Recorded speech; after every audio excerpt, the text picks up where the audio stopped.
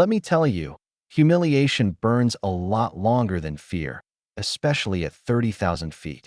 1 minute, I was just another support staffer getting shuffled like baggage through Heathrow, and the next, I was the only damn person on a plane full of real military brass who could keep 200 people from falling out of the sky.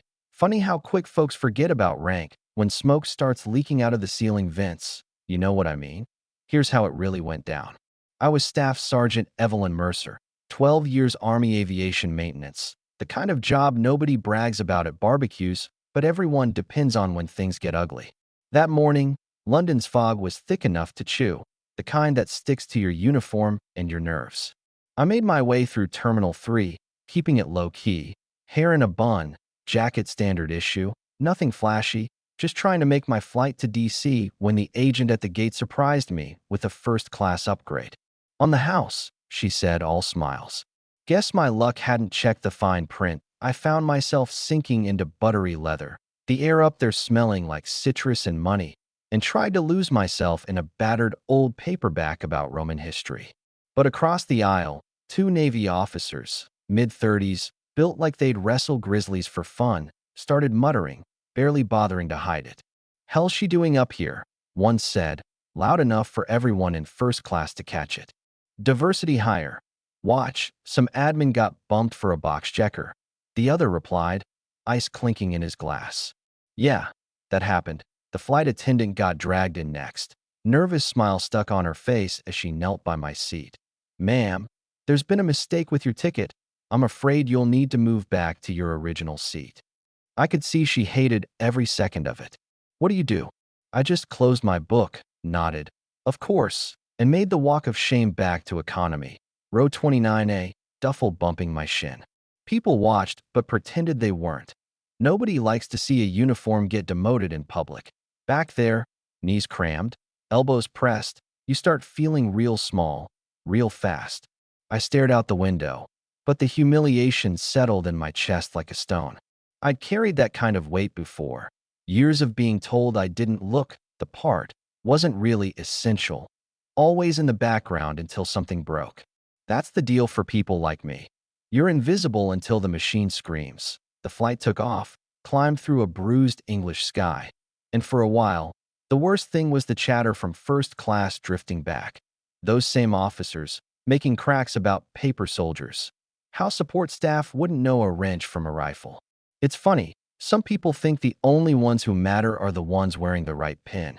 I kept quiet, tried to read, but I never really sleep on planes. Too many hours spent listening for the subtle language of failing systems. An hour in, I caught the first sign.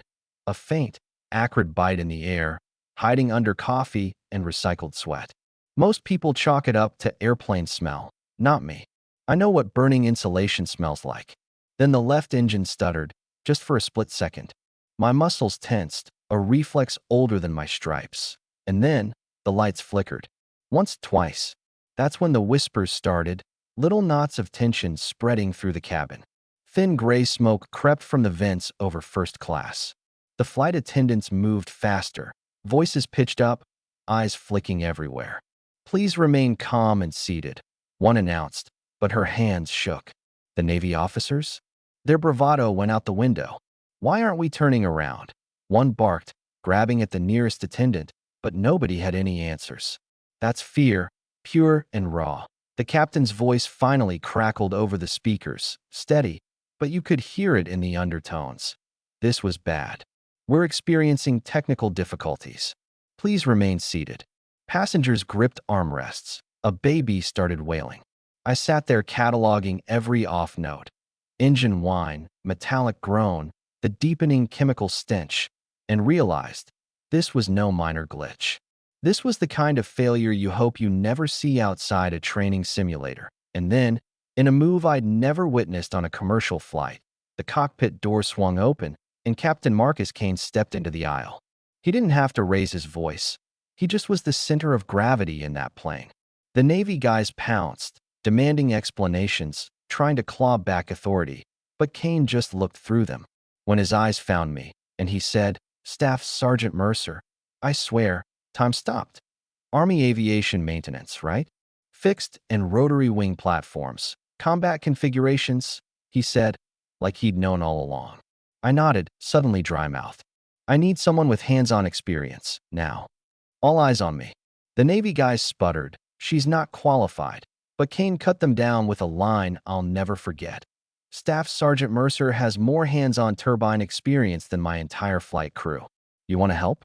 Sit down and be quiet. Dead silence. For once, the peanut gallery had nothing left to say that he led me to the cockpit, past rows of staring passengers, past every assumption they'd made about what someone like me could do. The jump seat was cramped, alarms blaring, warning lights screaming at us in red and orange. Multiple redundant systems down, Kane said, his hands tight on the controls. Autopilot's dead, left engines rough, hydraulics bleeding pressure. Nothing's working like it should. His co-pilot, Harris, looked at me with outright desperation. Sir, protocol, he started, but Kane shut him down. Right now, protocol's out the window. I got to work. Focused on what mattered. The relationship between failing systems, the sequence of warnings, the story the aircraft was trying to tell. Portside temp sensors lying, I said after a quick scan. Throttle back and you'll lose the engine. Override with the backup array and stabilize. Kane did exactly that. The rhythm evened out. The vibration lessened. How do you know? He asked. Because your exhaust pattern doesn't match your readout, I told him. Seen it before, different airframe, same language. We patched what we could, rerouted hydraulics, stabilized the rudder, manually reset sensor arrays. The situation was still hanging by a thread. Weather closed in. The nearest place to land was a military strip in Iceland, 90 minutes out with one sick engine and a storm between us and the runway. We hit turbulence like a punch to the gut, the plane dropping and bucking, bins flying open, people crying. Harris fought the controls, but Kane listened to me. Ride it. Don't muscle through. Let the aircraft flex. That's what she's built for. When the Icelandic coast finally flickered through rain, Kane called for gear down. The warning panel went Christmas tree on us, hydraulics failing, so I called for manual extension, let gravity drop the gear. 3 green lights, barely. We hit the runway so hard I thought we'd bounce to Greenland, but somehow, the gear held. Smoke poured from the brakes, but we stopped, finally, dead center in a lake of rain. For a second, nobody moved, then, an eruption. Applause, sobs, the sound of 200 people realizing they were alive. Kane shut down the engines, turned to me, and said, Staff Sergeant, that landing's yours too. No more words needed. Emergency crews swarmed. I stood on the tarmac, rain running down my neck, watching steam rise from the battered Airbus. Captain Kane crossed to me through chaos and saluted. Full military honors, in front of everyone. Not a formality, just real respect. The Navy officers hung back, sheepish, trying to catch my eye, maybe to apologize. Didn't need it. Dignity, once earned, doesn't require their approval. I shouldered my duffel, rain soaking right through, and walked toward the terminal, thinking only of hot coffee and dry clothes. You want to know what makes a hero? Sometimes it's not who sits in first class, or who's got the most stripes on their sleeve. It's who listens when the machine starts to whisper, who can put humiliation aside and step up when everything's on the line. Would you have done what Kane did? Would you have trusted someone like me when the chips were down? Tell me in the comments. Let's hear what you think about rank, respect, and the line between knowing theory and surviving reality. And if you know someone who needs this story, a quiet hero, the person in the back who never asked for recognition, share it.